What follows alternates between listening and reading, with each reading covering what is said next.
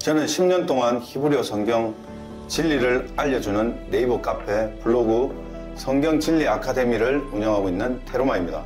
오늘은 얼어 죽을 십계명 시리즈를 준비했다. 기존의 십계명을 초토화시킬 작정이다. 앞으로 2, 3, 4편도 진행할 예정인데 기대도 좋다. 이 영상은 당신의 가짜 신앙을 박살낼 수도 있다. 지금까지 배운 십계명 혹은 성경은 어쩌면 다 헛소리였다고 해도 과언이 아닐 것이다. 목사 말만 줄줄 외우고 유튜브 채널에 아멘을 남기고 30년 교회를 다녔다고 자랑하는데 정작 물어보면 아무 대답을 못한다. 성경을 안다고 교회를 오래 다녔다고 목사가 말했다고? 죄송하지만 당신은 진리를 들은 적도 없으며 본 적도 없다. 사실 진리는 교회 안에 없었던 것이다. 유튜브에도 없었고 원어 잘한다는 그 사람들 입에도 없었다. 비슷한 모양의 말은 하지만 결국 율법으로 돌아간다. 그걸 증명하고 싶은 모양이다. 그 사람들은 말씀이 아니라 말장난이다. 그저 은혜라는 포장지를 감싸 입에 넣고 다 씹지도 못한 채 뱉은 종교의 찌꺼기 말이다. 그리고 당신은 그 찌꺼기를 성경이라고 믿었다. 아마도 그게 비극일 것이다. 이제라도 눈을 떠라. 이 영상이 불편하다고? 맞다. 딱 그만큼 당신이 진리에 가까워졌다는 증거다. 다시 한번 말하지만 나는 이웃을 늘리고 공감에 기뻐하는 블록 거지가 아니다. 나처럼 진리에 미쳐서 도저히 진리 없이는 못 살겠다고 몸서리치는 사람들에게 바치는 영상이다. 그러니 세상에 돈과 명예를 최우선으로 둔 사람들은 나가주셔도 좋다. 당신들에게 해줄 말은 없기 때문이다. 자, 이 정도 했으면 나갈 사람들은 다 나갔을 거니 이제부터 본격적으로 시작해보자. 오늘은 얼어 죽을 십계명이라는 영상을 준비했다. 자, 본문 한번 읽어보겠다. 너에게는 나 외 다른 신이 있어서는 안 된다. 이 문장은 출애굽기 10장 3절 십계명 중 첫 번째 계명이다. 히브리어 원문과 진리적 의미로 해체해서 알려드리겠다. 로 이흐에 레카 엘로힘 아헤림 알 파나이. 직역해보면 너에게는 다른 신들이 내 앞에 있어서는 안 된다. 어떻게 보면 참 아름답고 곱게 직역한 것 같다. 이런 부드러운 직역이 문제를 만든다. 그냥 설렁설렁 교회를 다니고 주말에 교회 나가 죄 사함 받고 기도 한 판 때리고 밥도 먹고 커피 한 잔 마시면서 형제 자매들과 수다도 떨고 오늘 목사님 말씀 정말 좋더라고 말하는 게 과연 십계명일까? 아마도 내 블로그를 본 사람이라면 나에 대해 좀 알 것이다. 저희 이야기를 첨부하면 너무 길어질 것 같아 아래 링크를 하나 남기겠다. 그쪽에서 참고하시기 바란다. 첫 번째로 히브리어 로는 가장 강한 부정이다. 이게 무슨 말이냐면 단순히 하지 마라 이러면 안 돼. 이 정도의 약한 부정이 아니다. 너 말 안 들으면 죽는다라고 하는 말이다. 다시 말해 이 부정은 일말에 전혀 그 가능성조차도 인정하지 않는다라는 아주 무지막대한 말이다. 과연 이 수준에 들어오는 사람은 과연 몇 명일까? 내가 교회를 다녀봐서 아는데 아마도 거의 없다는 말이다. 당신의 마음에 정말 온통 진리로 채우길 정말 원하는가? 아마도 아닐 것이다. 세상의 돈과 명예가 뭐라고 진리보다 좋을까? 그래놓고 나 진리에 목숨 걸었어요 라고 너스레를 떠는 사람들을 너무 많이 봤다. 어쩌면 진리의 세계에서는 비진리라는 존재 자체를 허용하지 않는다. 완강한 부정이다. 단 1%의 비진리도 허락하지 않는다는 말이다. 이해가 되셨는가? 이 정도 영상을 봤다면 감이 오지 않는가? 어차피 여러분들이 대하는 진리는 돈이라는 종이 쪼가리보다 못할 테니까. 예수는 뭐라고 했을까? 진리를 찾는 자가 없는 중에도 없다. 이 말은 거의 0에 가깝다는 말이다. 그런데 대한민국 기독교는 1000만 명이다. 이거 의문스럽지 않는가? 자, 로마서 3장 10절에서 11절 기록한 바 의인은 없나니 하나도 없으며 깨닫는 자도 없고 하나님을 찾는 자도 없고. 두 번째, 예레미야 5장 1절 너희는 예루살렘 거리로 공의를 행하며 진리를 구하는 자를 한 사람이라도 찾으면 내가 이 성을 사하리라. 하나님께서는 이처럼 진리를 구하는 단 한 사람이라도 있다면 백성을 긍휼히 여기겠다는 것이다. 하지만 그마저도 한 사람도 찾을 수 없다고 선언한 것이 성경이다. 여기서 히브리어 선언, 디베라는 말은 있을 수도 있고 없을 수도 있다는 말인가? 이 선언은 공식 선언이고 법령의 공포로 흐림없이 명백하다는 말이다. 다시 말해 하나님은 진리를 공식적으로 정하시고 명확하게 선을 그었고 선언을 하신 것이다. 즉 없다는 거다. 그런데 이 대한민국 기독교인이 1000만 명이라고 하니 과연 맞는 말일까? 히브리어 이 흐해는 있다는 동사이고 하야의 미래형이다. 이 흐해는 있다, 존재하다는 히브리어 동사 하야의 미래형이기도 한데 이 단어는 있다를 넘어 현존하게 된다 또는 존재하게 된다는 의미다. 즉 진리 외에 다른 존재, 세상의 모든 것들을 실제화시키지 말라는 뜻이다. 또한 예하드는 하나이기에 둘이 하나의 존재일 뿐인데 다른 실제는 환상이다. 여기 환상? 참 이 말은 어떻게 알아먹을까? 그래서 예수도 이런 말을 하신 것 같다. 환상. 이 말은 진리를 깨달으면 이해가 된다. 헛되며 세상의 모든 것이 헛되다라고 했다. 세상을 다 가진 자 솔로몬이 말했다. 그런데 이 인간은 복도 많다. 세상을 다 가졌었다. 이런 된장. 그런데 누가 자신의 충직한 부하의 와이프를 강간한 다윗의 아들이 아니라고 할까봐 아내를 700명, 첩을 300명이나 뒀다. 이게 정말 미친 거 아닌가? 얼마나 도파민에 빠져 살았으면 저랬을까? 혹자는 왕이면 그렇게 해도 된다라고 말할 수 있는가?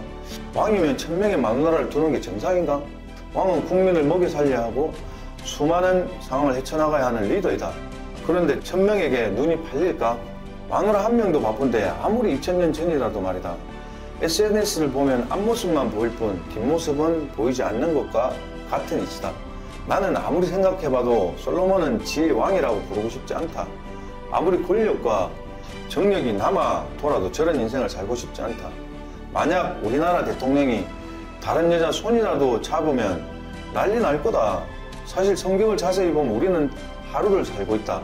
태초부터 지금까지 하루라는 말이다.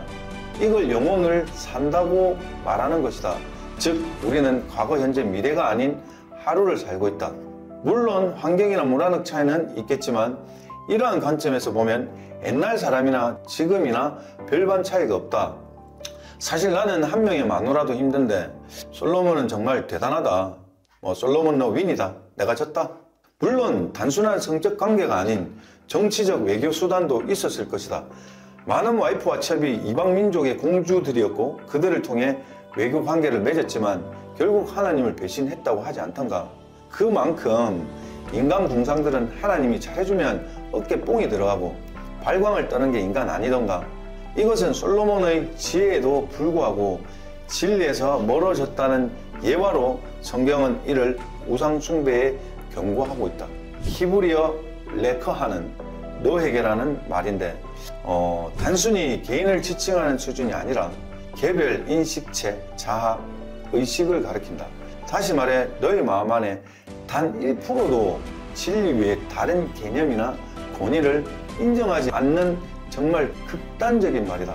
사실 지금 기독교의 교회를 다니는 수준에서 2000년 전 예수가 말씀하신 성경으로 본다면 아마도 다 도망갈 것이다. 예수가 그랬다. 단 1도 다른 개념이나 권위를 용납하지 않는다고. 그저 진리에 미쳐서 그 진리만 말씀하셨다. 예시를 하나 들어보겠다. 마가복음 3장 31절에서 35절 말씀 중 33절에 예수께서 그들에게 대답하여 이르시되 누가 내 어머니이며 내 형제들인가? 이 문장을 히브리어로 파제해서 해석하면 진리로서의 소통이 아니면 부모도 형제도 아니라는 말이다. 이게 극단적으로 들리겠지만 성경은 이렇게 사실을 말하고 있다. 그런데 문제는 요즘 시대다. 2000년 전 시대보다 다른 신들을 섬기지 않을 수 없다. 한번 생각해보라. 얼마나 보고 즐길 수 있는 게 많은가. 도파민을 제어할 수 없는 시대다. SNS, 카톡, 쇼츠, 릴스, 유튜브에 정신이 팔려 버스나 지하철을 타보면 모두 핸드폰에 쩔어선다. 그야말로 도파민 천국이지 인간의 정신을 빼놓는 세상이다. 이런 곳에서 나는 우상 숭배를 하지 않는다고 누가 자신할 수 있겠는가? 자, 엘로힘, 신들, 권세들인데 원형은 복수형이기도 하지만 단수로도 쓰인다. 여기서 다신이나 세상의 수많은 의미 시스템으로 해석할 수 있다. 엘은 강함, 힘, 권위를 뜻한다. 엘로힘은 진리가 아닌 다른 권위들, 즉 세속적 기준들이다. 이 얼마나 무시무시하고 강력한 말씀인가. 또 아하르는 뒤따르는 것, 두 번째 것, 진리가 아닌 다른 무엇이다. 이 단어는 진리를 벗어난 다른 가치, 세상 속의 눈속임을 상징한다. 진리 외에 그럴듯한 교리, 이념, 종교조차도 다 이 범주에 포함된다는 말이다. 이제 큰일 났다. 이미 당신은 이럴 자격도 진리를 가질 수 없다는 말이 된다. 당신은 주일 예배에 빼꼼하게 갔다가 추잡스럽게 얄팍한 제사함 받고 다시 세상으로 추잡스러운 짓거리를 하러 간다. 그 마음 그래, 나도 이해한다. 나도 그랬으니까. 뭐 지금도 그렇지만 신실한 척 혼자 다 해놓고 집에 갈 때 주차장에서 싸운단 말이다. 그냥 세상과 친하게 살아라. 어쩌면 그게 좋다. 차갑지도 따뜻하지도 않으면서 뜨뜨미지근한 그 상태로 성경을 대하겠다고. 당신이 버리지 않아도 성경은 이미 당신을 버렸다. 성경의 진리를 하나로 가지면 세상 모든 것을 얻을 수 있을 것을. 여기서 문제 하나 들어가겠다. 자, 문제다. 아빠에게 장난감을 얻고 싶은 아이는 어떻게 해야 될까? 1번, 장난감을 사달라고 떼쓴다. 2번, 갖은 애견을 부리고 아빠의 마음을 산다. 바보가 아닌 이상 정답은 2번일 것이다. 아빠의 마음을 얻으면 장난감도 가질 수 있다. 또한 다른 무언가도 다 가질 수 있는 이치 아니던가? 인간들은 그렇다. 항상 1번이다. 뭐가 그렇게 급하던가? 어떻게 해서라도 지름길을 찾기 위해 크킁대고 편하게 안락함만을 위해 온갖 핑계를 대고 산다. 부자도 아니면서 부자인 척 놀이에 빠져 산다. 사실 진짜 부자는 나나 당신들을 만나주지도 않는다. 목숨보다 귀한 진리라고 하면서 공짜를 바라고 어떻게 해서라도 편한 길을 찾는다. 정말 출애굽이 그렇던가? 그렇게 만만하게 보이던가? 세상엔 공짜가 없다. 예를 들어 똑같은 강의와 컨설팅이라도 10만 원을 낸 사람과 1000만 원을 낸 사람이 받아들이는 수준은 극과 극이다. 물론 1000만 원이 아깝지만 얼마나 갈급했으면 그 큰 돈을 내고 배우겠다는 말인가? 그 사람의 받아들이는 수준이 어떻게 10만 원짜리와 같겠는가? 영화계의 거장 스티븐 스필버그의 강의는 무려 1억 3천만 원이다. 그래도 사람들이 꽉 찬다. 왜? 멘토에게 직접 듣는 건 차원이 다르기 때문이다. 큰 돈을 벌고 싶지만 결단도 도전도 하지 못한다. 두려움 속으로 뛰어들지도 못하면서 큰 돈은 벌게 해달라고 기도는 잘한다. 나도 그런 사람이다. 그래서 진리를 내 곁에 꼭 붙여놓는다. 그럴 때마다 나는 이 구절이 생각난다. 신명기 6장 6절에서 9절 중. 오늘 내가 내게 명하는 이 말씀을 너는 마음에 새기고 너희 손목에 매며 너희 미간에 붙여 표로 삼고. 잠언 3장 3절. 인자와 진리가 내게서 떠나지 말게 하고 그것을 내 목에 매어 내 마음판에 새기라. 솔직히 나는 이 대목을 읽으면 눈물이 난다. 어떻게 내가 이걸 알까? 정말 감사할 뿐이다. 자, 한 단어를 읽어보자. 알파나이, 는 내 앞에, 내 면전에. 파님은 얼굴, 존재, 현존, 인격을 의미한다. 즉 진리의 현존 앞에 감히 다른 실제나 신념이 놓여서는 안 된다고 못 박는 거다. 어디 감히 내 앞에 라는 표현은 진리를 마주한 당신의 의식, 존재, 삶, 그 자체에 어떤 비진리도 섞여서는 안 된다는 아주 강력한 말이다. 사실 십계명도 그 십계명이 아니지만 오늘날처럼 첫 번째 계명만 봐도 단 한 사람도 이에 응할 사람이 없을 것이다. 장담컨대 성경은 이런 이야기다. 원놈의 도덕이고 윤리고 당신들 배불리는 책이던가.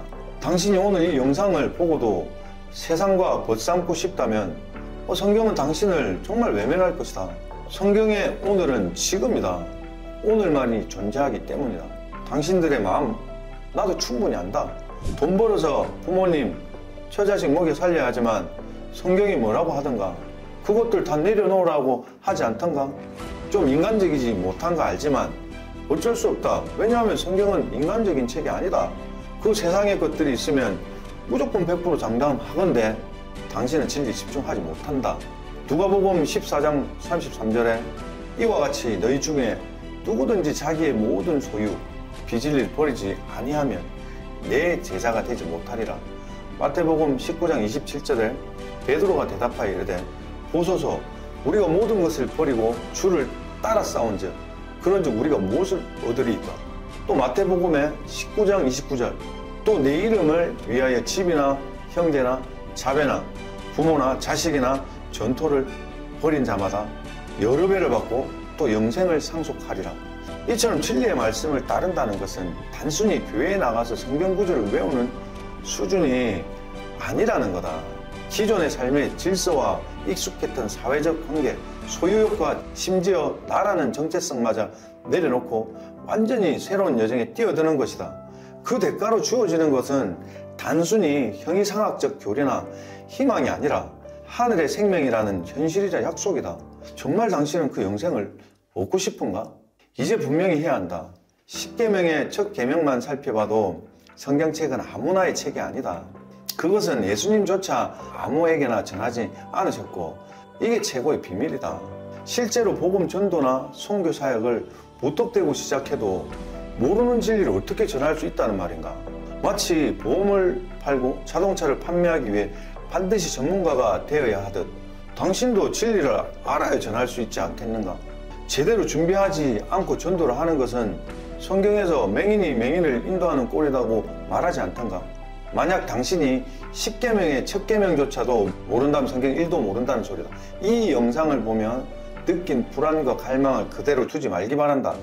지금 당장 제대로 된 성경의 의미를 탐구하고 공부에 정진할 때다. 그때 비로소 당신도 하늘의 생명인 진리를 붙들고 누리는 자가 될 것이다. 영생의 문은 이미 열려 있다. 그 문을 통해 들어갈 준비가 정말 되었는가? 오늘의 이야기는 여기까지다. 끝까지 시청해 주셔서 감사합니다.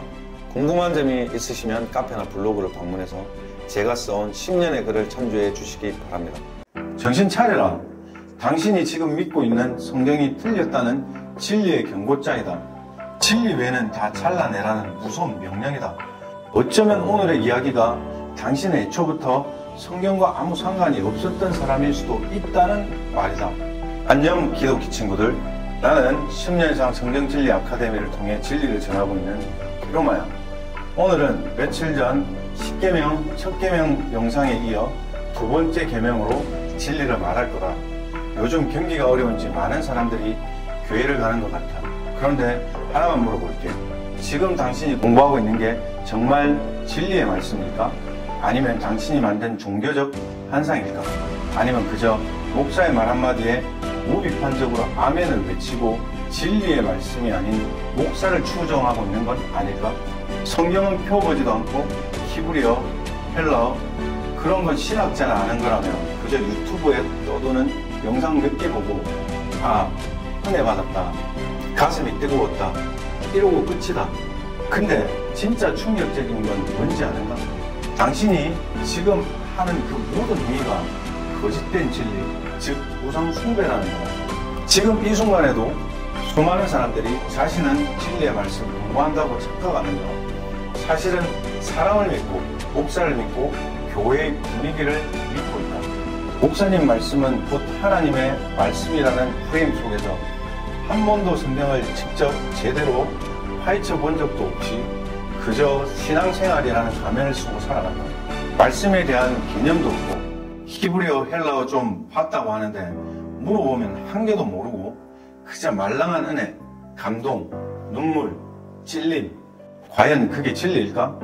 그건 깨달음도 없는 감정 자극에 불과한 종교적 쇼일 거다. 이 두 번째 계명은 과거 이스라엘 백성이 금송아지를 만들고 그 앞에 절하던 미련한 자들을 향한 말이 아닐 것이다. 지금 이 시대 진리를 모른 채 신앙 코스프레에 빠져있는 바로 기독교를 향한 경고다. 당신이 믿는 하나님이 정말 진리의 말씀이라면 당신은 말씀 앞에서 죽고 다시 깨어나야 한단 말이다. 10계명은 그저 도덕 교과서나 윤리책도 아니다. 정신 차려라. 당신이 지금 믿고 있는 성경이 틀렸다는 진리의 경고장이다. 진리 외에는 다 잘라내라는 무서운 명령이다. 그게 10계명의 본질이다. 그래서 오늘은 며칠 전 다뤘던 첫 계명에 이어 이 두 번째 계명을 히브리어로 파자 해석해보려 한다. 히브리어 원어로 보면 우상이라는 개념 자체가 단순히 돌이나 나무를 의미하는 게 아니다. 진리 안의 모든 것, 그게 곧 우상이다. 사람이 만든 개념, 이미지, 감정, 신학, 교리, 그 모든 것이 진리의 말씀 위에 올라설 수 없다는 말이다. 어쩌면 오늘의 이야기가 당신의 애초부터 성경과 아무 상관이 없었던 사람일 수도 있다는 말이다. 이 정도 했으면 나갈 사람은 나갔을 것이니 지금부터 진리를 파헤쳐보자. 출애굽기 20장 4절에서 5절, 너를 위하여 어떤 우상도 만들지 말라. 그것들에게 절하지 말라. 로, 타하세, 르카, 헤셀, 브로, 티시타하웨, 라헴. 여기서 첫 번째 로는 첫 번째 계명에서도 말한 것처럼 가장 강력한 부정어로 하지 마라. 그거 하면 안 돼. 이 정도의 부정이 아니라 너 말 안 들으면 죽여버린다는 말이다. 다시 말해 일말의 가능성조차도 인정하지 않겠다는 것이다.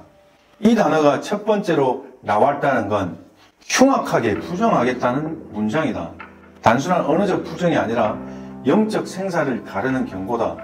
이 말씀이 이렇게 무거움에도 불구하고 대부분의 사람들은 전혀 두려워하지 않는다. 왜냐고? 세상의 돈이 더 좋기 때문이다. 쾌락이 더 달콤하고 종교놀이가 더 익숙하고 감정적 신앙이 더 간편하니까 그렇다. 그 결과 하나님의 절대 명령어가 들리지 않는다. 아니, 이제 들려도 무시한다. 그건 구약이지. 지금은 은혜 시대잖아. 이딴 말로 로의 칼날을 무디게 만들고 스스로 멸망의 길로 걸어가는 거다. 자, 히브리어 타하세는 너는 만들지 말라는 뜻이다. 하지만 이 단어는 단순히 조각상을 만들지 말라는 수준의 말이 아니다. 이건 사람의 손과 머리로 하나님을 조각하지 말라는 말이다. 타브, 아인, 쉰, 해, 불과 계시 없이 눈으로 본 모든 것을 가지고 언약 있냐?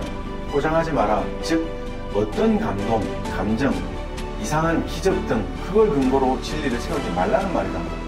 내 입맛에 맞게 조작한 종교 시스템, 대형 교회 시스템, 전통, 감동적인 영상, 눈물 등 그 어떤 것도 진리 자체가 아니란 말이다. 그 중에서 가장 교묘한 우상은 히브리어, 헬라어 진리를 흉내낸 해석이다. 그렇게 어설프게 해석해놓고 사실 율법으로 돌아가는 것을 본다. 즉 히브리어 타하세는 만들지 말라는 말이 아니라 내가 만든 모든 종교적 모양, 세상의 눈으로 보이는 모든 것을 부수라는 명령이다. 히브리어 르카는 너를 위해라는 뜻이다. 단어만 보면 별 문제가 없어 보인다. 하지만 이게 바로 진리를 가장 교묘하게 무너뜨리는 첫걸음이다. 성경은 이렇게 말한다. 위로받고 싶어서 교회 가고, 성공하고 싶어서 기도하고, 병 낫고 싶어서 예배드리고, 외로워서 하나님을 찾는다. 성경은 당신의 성공, 건강, 죽음, 도덕과 윤리는 1도 관심이 없다. 아니, 병이다. 이처럼 모두가 자기 자신, 나를 위해 하는 것이란 말이다. 진리의 말씀은 제품이 아니다. 말씀이 위로용 쿠션도 아니고 성공 보장 시스템도 아니고 자존감 회복 프로그램도 아니란 말이다. 가장 무서운 우상은 진리의 말씀을 내 방식대로 정의해놓고 섬기는 것을 말한다. 그 순간부터 하나님은 더 이상 진리의 말씀이 아니다. 그건 당신 자신을 위한 이미지일 뿐이다. 그 다음으로 히브리어 헤셀, 조각된 건 돌만이 아니다. 말도 우상이 된다. 보통 사람들은 이 단어를 들으면 돌로 깎은 신상, 금으로 만든 송아지, 나무로 만든 신전을 떠올린다. 하지만 성경이 말하는 헤셀은 눈에 보이는 형상 그 이상이다. 이 단어를 파자 하면 우리가 얼마나 말로 우상을 만들어내고 있는지 무서운 진실을 알게 될 것이다. 해, 사멕, 라멕. 처음엔 누군가 입으로 말했다. 목사님 말하시길 유명한 신학자가 그러더라. 교단 전통이 원래 그렇다던데. 그 말이 반복된다. 찬양 속에서, 예배 중에, 설교에서, 책에서 끊임없이 무비판적으로 자동 반사처럼 말이다. 그리고 어느 순간 그 말이 가르침이 된다. 이게 바로 진리의 말씀 위에 올라탄다는 말이다. 오늘날 우상은 교회 안에 있다. 돌이 아니라 말로 만들어졌고 금이 아니라 사람의 권위로 포장되었고 나무가 아니라 전통과 감동으로 세워졌단 말이다. 말이 진리를 대신하면 그 말은 가르침처럼 보이지만 사실은 하나님의 자리를 훔친 거짓된 권위다. 성경에도 없는 교리가 반복되고 설교가 미화되고 전통이 표준이 될 때 그건 진리가 아니라 우상 숭배다. 그리고 히브리어 티시타하웨는 단순히 절하는 것이 아니다. 단지 몸을 숙이는 제스처가 아니라 내 존재 전체를 상대 앞에 항복시키는 상태다. 즉 아무리 거룩해 보여도 진리로 분별되지 않는 말씀이라면 굴복하지 말라는 것이다. 이 글을 파자 해석하면 쉰, 헷, 바브, 해는 불 없이, 담 없이, 계시 없이 연결된 대상이 있다면 그건 진리가 아니란 말이다. 그런데 사람들은 그 대상 앞에 강력하고 눈물을 흘리고 무릎을 꿇는다. 말씀 없는데 감정은 터진다. 진리가 없는데 눈물은 흐른다. 그게 더 위험하다. 왜냐하면 감동과 인재 느낌이 진리를 가장 잘 속입니다. 하나님은 엎드림조차 걸러내신다. 그게 나를 향한 절이 아니면 그건 절이 아니라 매교다. 지금 당신이 무릎 꿇고 있는 그 대상 정말 불로 분별되었는가? 정말 담 안에 있는가? 정말 계시로 연결된 것인가? 그렇지 않다면 지금 당신은 우상 앞에 절하고 있는 것이다. 그리고 히브리어 라임 뜻은 단순하다. 그들에게 또는 그것들에게 복수형이다. 그냥 우상이 하나가 아니라는 뜻이다. 왜냐하면 우상은 늘 무리로 몰려다니기 때문이다. 사람들은 여전히 나는 우상 숭배 안 해요 라고 말한다. 하지만 현실은 어떤가? 교리에 전한다. 진리보다 교단 해설자를 더 신뢰하고 있단 말이다. 교회 시스템에 또 전한다. 건들면 안 되는 구조이고 터치가 불가한 영역이다. 또 사람에게 전한다. 목사, 교수, 유명 유튜버, 말씀 사역자, 그리고 감정에 전한다. 찬양 중 눈물이 났다고 성령 체험이라 착각한다. 느낌에 속고 감정에 중독된다. 마지막으로 말씀을 왜곡해서 만든 허상에 절한다. 용하다는 히브리어 해석가들 말이다. 이제는 더 이상 금으로 만든 송아지에 절하지 않는다. 이제는 말로 만든 말씀이 우상이 되고 감정으로 만든 신이 하나님 자리를 대신하고 있다. 당신이 나는 진리에 미쳤어요 라고 너스레를 떨 수 있다. 하지만 정작 당신의 마음은 여러 개의 라힘에게 절하고 있을 뿐이다. 하나님은 절대 나 말고 다른 것에게 절하지 말라. 그게 하나든 10개든 형상이든 돌이든 감정이든 그것들에게 무릎 꿇는 순간 너는 나의 백성이 아니다라고 말씀하시는 것이다.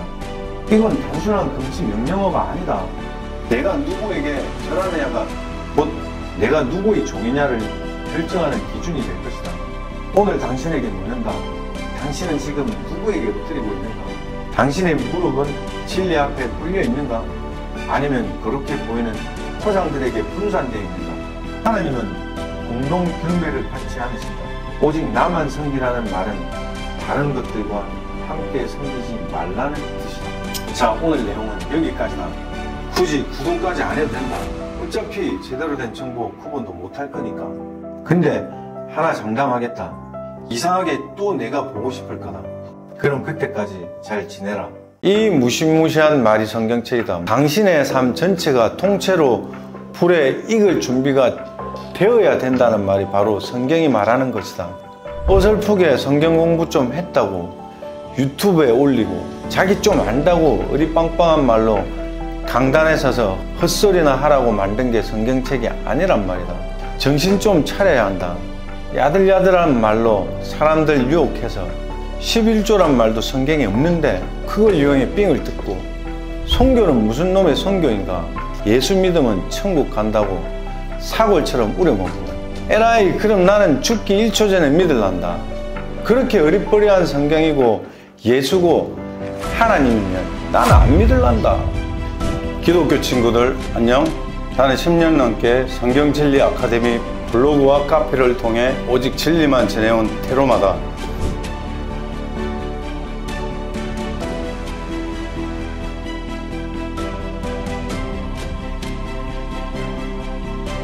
오늘은 당신의 가짜신앙, 가짜교회, 가짜 믿음을 송두리째 부셔버릴 십계명 세 번째 계명을 들고 왔다.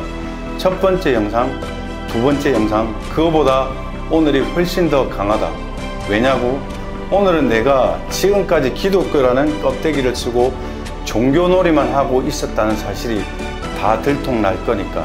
그리고 미리 말한다. 이건 기분 좋은 영상이 아니다. 내 말이 내 신앙의 체면과 자존심을 찢어 놓을 거다. 그기 싫으면 지금이라도 꺼져도 된다. 나는 이 영상을 기가 막힌 사람한테 전할 생각은 1도 없다. 나는 기가 열려있고 진리에 갈급해서 목이 타 들어가는 사람들에게만 전할 거니까. 나간다고? 괜찮다. 너가 빠져야 이 메시지가 진짜 필요한 사람들한테 더 깊이 꼽힐 거니까.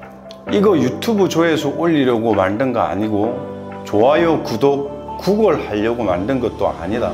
돈 벌려고 만든 것도 아니야.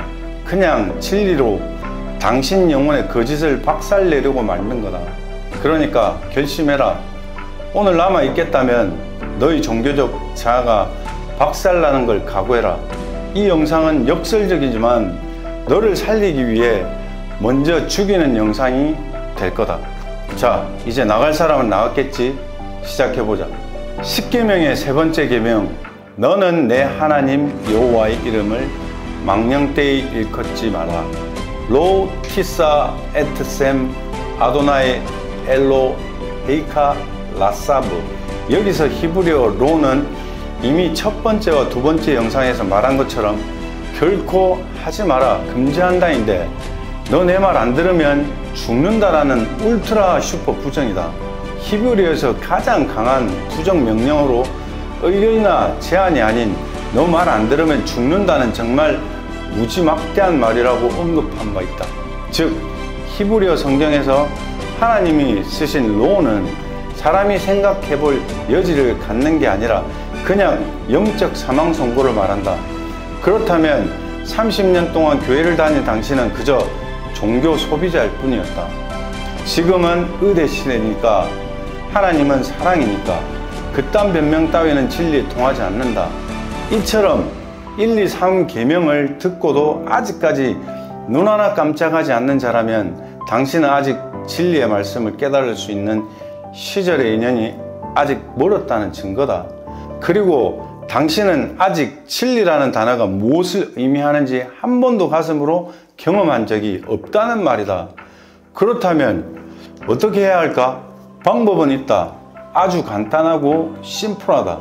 지금 당신이 가장 사랑하는 그놈의 돈과 세상, 그 육신적 쾌락, 그 안정감, 그 종교놀이, 그거 다 버리고 그냥 하나님 삼고 살면 된다. 어차피 지금 당신은 진리와 한 방울도 섞일 수 없는 상태이기 때문이다. 나는 돈을 벌지 말고 세상이 더럽다는 말이 아니다. 세상의 돈도 벌고 쾌락도 누려라. 그러나 먼저 진리를 최우선에 두라는 말이다. 바로 5계명이 이 진리를 최우선에 두라는 말이다. 이 계명까지 이야기하면 오늘 내용이 너무 길어질 것 같으니까 다음에 해석해 보기로 하자. 다음은 히브리어 티사다. 직역하면 너는 들지 말라, 너는 부르지 말라, 사용하지 말라. 2인칭 단수 미래형이자 금지형이다. 이거를 파자 해석하면 타브, 쉰, 알렙, 진리와 언약을 무시한 채 하나님 이름을 입에 올리는 순간 그 입술은 독사가 된다. 여기서 말하는 독사란 히브리어 성경에서 등장하는 독사와 노뱀, 모양은 같지만 그 본질은 정반대다. 겉으론 둘 다 뱀이지만 성경은 이 둘을 통해 진리와 비진리의 극단적으로 구분한다. 독사는 진리를 말하지 못한다. 진리처럼 보이지만 본질을 왜곡하고 거짓으로 파괴한다. 그 입은 달콤한 지혜처럼 말하지만 그 끝은 파멸, 죄, 고통이다. 비진리는 항상 독처럼 퍼지며 한 번 들어가면 천천히 죽인다. 비진리는 설득력 있게 다가오고 논리적이고 감성적이고 종종 하나님도 이해하실 거야 라는 옷을 입고 나타난다. 오늘날 교회 안에도 진리를 말 못하는 목사, 그 모든 사람들이 독사다. 진리의 문장을 훔쳐서 말하고 진리의 느낌을 흉내내고 진리의 권위를 가장해서 말한다. 그러나 그 뿌리는 바로 비진리다. 절대 진리와 섞일 수 없는 영적 독극물이란 말이다. 깨끗한 맑은 물에 내 소변 1%를 타면 먹겠는가? 그 오줌물을. 즉 하나님의 진리를 말한다고 해서 당신이 진리를 말하는 것은 아니라는 거다. 이처럼 말씀을 안다는 착각이 가장 무서운 안다병이다. 안다병은 내가 주장하는 3대 병 중 하나이며 가장 무서운 병이기도 하다. 이 병에 걸리면 빨리 정신병원으로 가든지 도파민을 낮추는 약을 먹이는 것이 가장 빠른 치료다. 다시 말해 진리를 모르면서 가르치는 자는 맹인이 맹인을 인도하는 꼴이라고 성경이 말한다. 결국 함께 죽자는 말이다.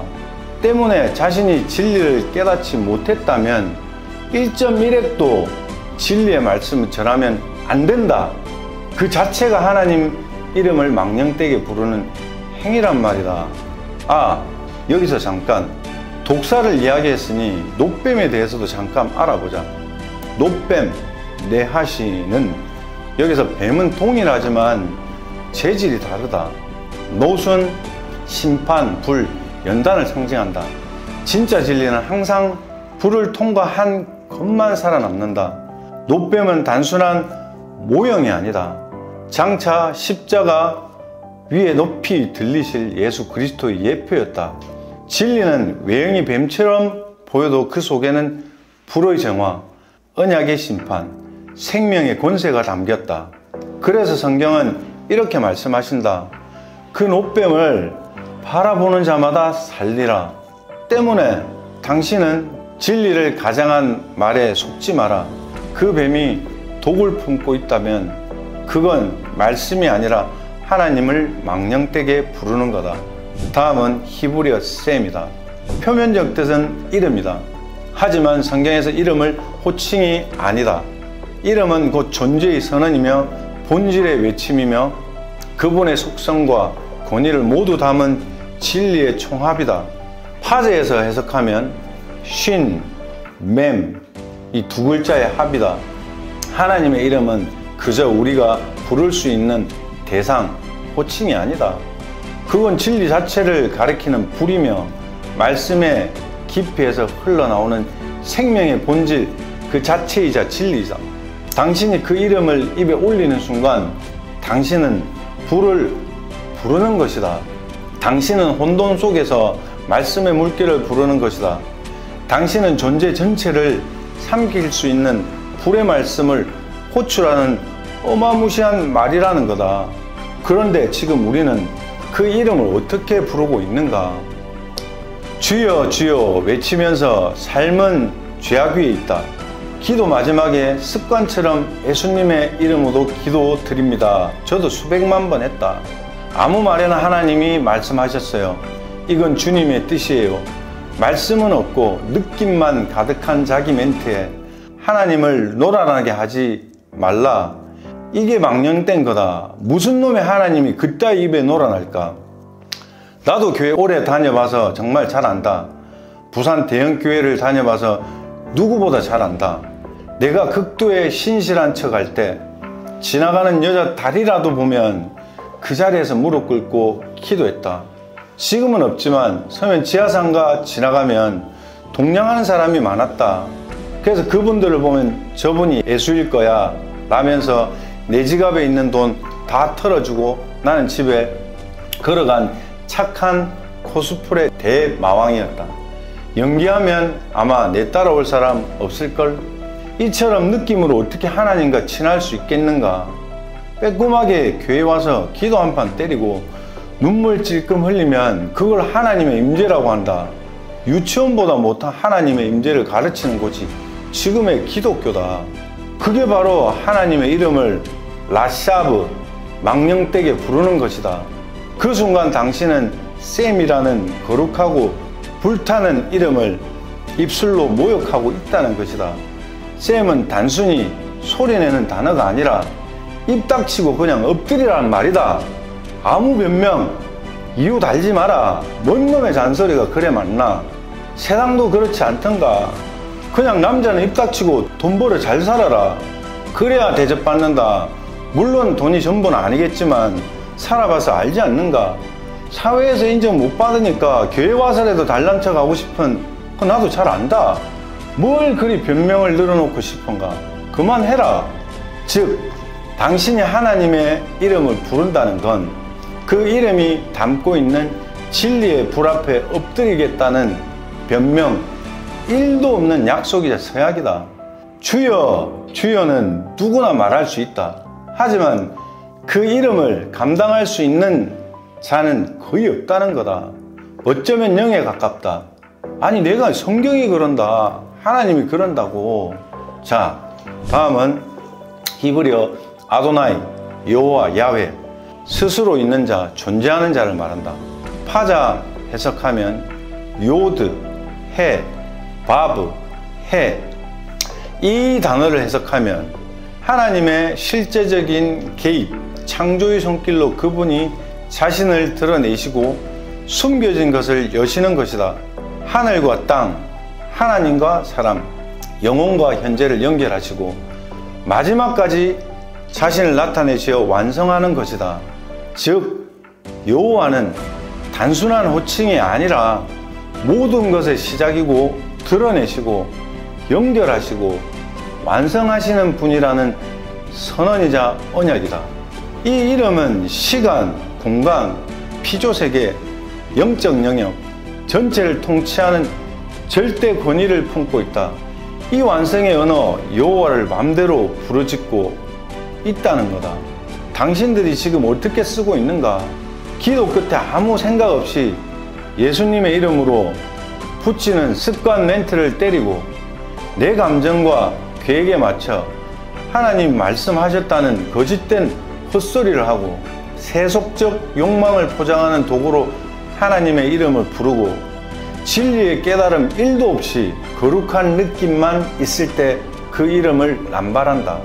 당신은 단 1도 여호와를 모르고 여호와는 당신을 모른다. 키스를 히브리어로 파자 해석하면 뭔 줄 아는가? 말이 같다는 말이고 이걸 결혼이라 하는 거다. 인간적인 입박치기가 아니다. 라디오를 켜놓고 주파수가 안 맞으면 어떻게 되는가? 음악이 아니라 지직거리는 사문만 들린다. 또한 초등학교에게 미적분을 가르쳐보라.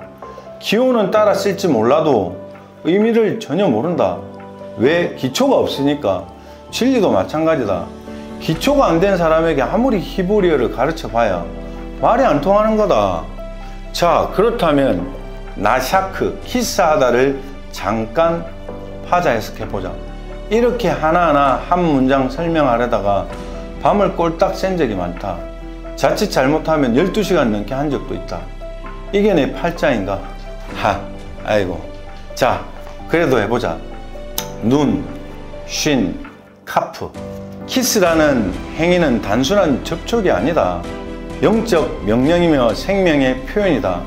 눈은 단순한 입맞춤이 아닌 생명의 개성을 상징한다. 입맞춤은 관계의 지속과 연결, 언약의 공명이다. 쉬는 불과 진리, 즉 진정한 키스는 영적 불꽃을 일으키는 진리의 교감이다. 코프는 경계에서의 접촉, 마주침의 완성과 영적인 완결을 의미한다. 이게 무슨 인간의 입박치기인가? 결국 나샤크, 한 존재가 다른 존재를 향해 생명의 불을 들고 연결하는 행위다. 즉 진리를 소통하고 하나님의 언약을 기리는 게 키스고 진리를 향한 몸짓이다. 다시 말해 키스는 얼마나 깊고 긴밀하게 우리의 영적 상태를 드러낸다. 겉으로 흐뭇해 보여도 그 안에 진리가 없다면 마치 독을 머금은 입박치기처럼 파멸이 될 수 있다는 경고다.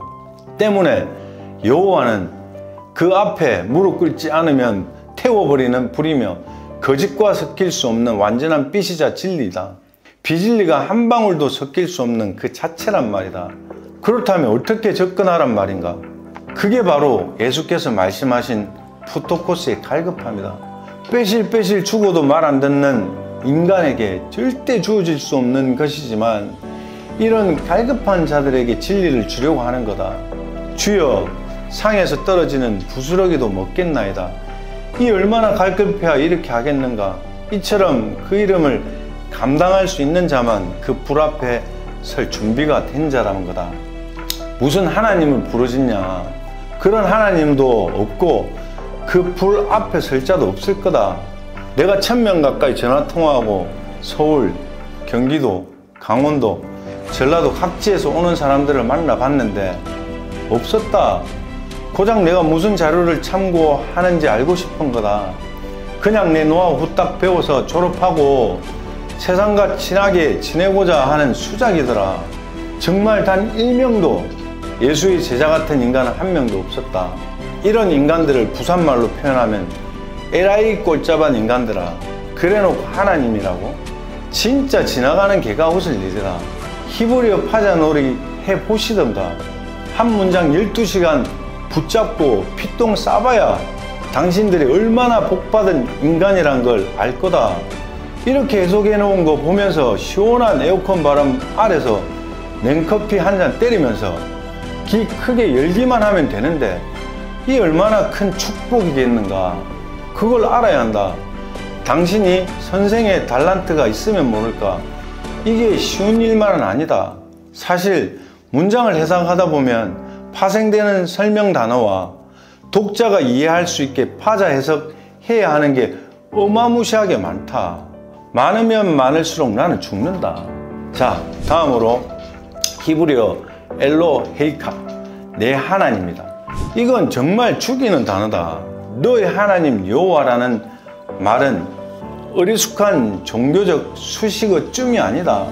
너는 내 것이다 라는 소유를 말한다. 즉 나는 너의 일구소 일투족 전부를 다스린다는 통치 명령이다. 그냥 당신은 내 거라는 거다. 네가 비질리든 질리든 내가 너를 죽을 때까지 통치하는 명령이다. 이거 완전 무서운 말이다. 당신이 이 말을 읽고도 아직 하나님을 옵션처럼 생각한다면 이미 당신의 주인은 여호와가 아니라 당신 자신이거나 세상 돈일 거다. 100% 장담한다. 엘로헤이카를 파제 해석하면 알레프, 라멕, 해, 요드, 카프. 그분은 절대적 주권을 가지시며 진리를 가르치시고 자신을 드러내시며 손으로 개입하시고 내 삶의 소유권을 가지신 분이다. 즉 내 하나님이라는 말은 내가 너의 창조주이자 주권자이자 소유주다라는 선언이다. 이건 친밀한 호칭이 아니라 영원한 종속의 계약서다. 그러니 내 하나님 여호와라는 구절을 입에 올릴 때마다 그건 예쁜 신앙 고백 정도가 아니라 전적으로 진리 앞에 절대 복종의 서약이라는 점을 잊지 말아야 한다. 전적이라는 말은 부모, 형제, 친구, 돈 다 버리라는 말이다. 내가 하는 말이 아니라 성경이 그런다. 마지막으로 히브리어 라샤브는 헛되이, 무가치하게, 거짓되이, 아무 의미 없이라는 말이다. 이 단어를 파자 해석하면 신, 바브, 알렙, 진리의 불도 하나님과의 연결도 절대적 존재와의 관계도 없는 텅 빈 껍데기가 라샤브다. 당신을 말하는 거다. 그럴싸한 말일 수 있고 감동적인 행위일 수도 있다. 하지만 하나님과 일도 연결되지 않았다면 그건 진리를 가장한 비진리며 헛짓거리다. 오늘날 교회 안에서 라샤브는 이렇게 존재한다. 설교 속 하나님 말씀이라며 사실은 자기 사상과 해석을 담는 자, 감정과 분위기를 만들고 성령의 역사라고 구라를 치는 종교 행사, 하나님의 이름을 붙여서 자기 사업, 정치, 욕망을 합리화하는 인간들, 성경 본문을 떼어내서 자기 이익에 맞게 지 맘대로 해석하는 자. 이 짓거리는 그냥 무가치한 것이 아니라 하나님의 이름을 망령되게 훔쳐간 영적 사기라는 것. 이건 위협이 아니라 판결이다. 하나님은 자신의 이름이 불도 없이 연결도 없이 본질도 없이 장식처럼 쓰이는 것을 참으시지 않으신다는 무지막대한 말이 라샤브다. 다시 말해, 당신은 진리의 불로 정결한가? 하나님과의 언약 안에 있는가? 나를 위함이 아니라 하나님의 뜻인가? 이 세 가지 중 하나라도 빠졌다면 그건 라샤브다. 라샤브는 반드시 불에 태워야 한다. 그렇지 않으면 라샤브가 당신의 믿음을 태울 것이다. 이 무시무시한 말이 성경책이다. 무슨 놈의 율법이고 다윗이 어쩌고 저쩌고 야곱이 어쩌고 저쩌고 하는 동화책이 아니란 말이다. 당신의 삶 전체가 통째로 불에 익을 준비가 되어야 된다는 말이 바로 성경이 말하는 것이다. 어설프게 성경 공부 좀 했다고 유튜브에 올리고 자기 좀 안다고 의리빵빵한 말로 강단에 서서 헛소리나 하라고 만든 게 성경책이 아니란 말이다. 정신 좀 차려야 한다. 야들야들한 말로 사람들 유혹해서 11조란 말도 성경에 없는데 그걸 이용해 삥을 뜯고, 선교는 무슨 놈의 선교인가? 그냥 당신만 알면 전 우주가 다 바뀐다는데 어딜 선교하러 가는가? 100번 양보해서 진리를 알아야 전할 거 아닌가? 전부 보면 울고 짜고 하면서 율법 전하고 있는데 그게 무슨 복음이란 말인가? 같이 죽자는 거다. 조선시대도 아닌데 아직까지 조선시대 사상으로 예수 믿으면 천국 간다고 사골처럼 우려먹고, 에라이 그럼 나는 죽기 1초 전에 믿을란다. 그렇게 어리버리한 성경이고 예수고 하나님이면 나는 안 믿을란다. 제발 지금부터라도 제대로 된 성경을 대하기 바란다. 아무튼 오늘 기독교 친구들 기분 나빴을 거야. 그래도 어쩌겠어. 4시간 공부한 거 할 말은 해야지. 어찌되었든 오늘의 말씀도 귀 있는 자만 듣겠지. 그리고 유튜브는 구독과 좋아요 라는데 눌러주기 싫으면 어쩔 수 없는데 그래도 한번 눌러줘. 그 힘을 바탕으로 기 있고 갈급한 자들에게만 이 말씀을 전할 거야. 나도 점점 더 발전하겠지. 끝까지 영상 봐줘서 고마워. 기독교 친구들, 땡큐 바리.